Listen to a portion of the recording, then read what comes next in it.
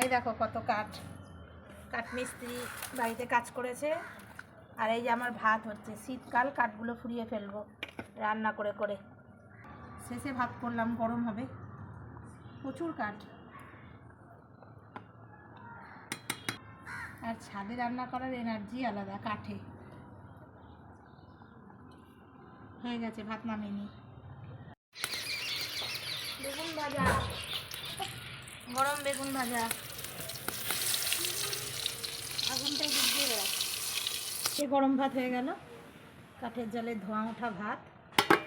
এদিকে রান্না বান্না হয়ে গেছে, রান্না হয়ে গেছে মটরের শাক, এখানে রয়েছে টমেটো দিয়ে মুসুরির ডাল, এখানে রয়েছে ধনেপাতা বাটা, ডাল খাওয়ার জন্য গরম বেগুন ভাজা, এটাও এক্ষুনি করলাম আর কি কাঠের জালেই। আর এই যে এখানে রয়েছে হাঁসের ডিমের ঝোল। আজকে হয়তো ভাববেন 3টে হাঁসের ডিম কেন, আমাদেরও ডিম বেশিই হয়, কারণ আজকে রাত্রিরে আমার ছেলে আর আমার বর বলেছে সেফ দুধ গুড় আর রুটি খাবে, আর কিচ্ছু খাবে না। তাই আজকে একবেলা রান্না বান্না হয়েছে, সব খাবার দিয়ে এবার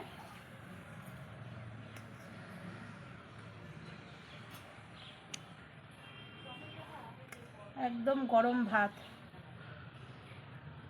আর রাত্রিরের গুড়টা হবে আজকে ঝোলা গুড়, একদম সর্ষের তেলের মতন গুড়, দুধ রুটি, আর কিচ্ছু না।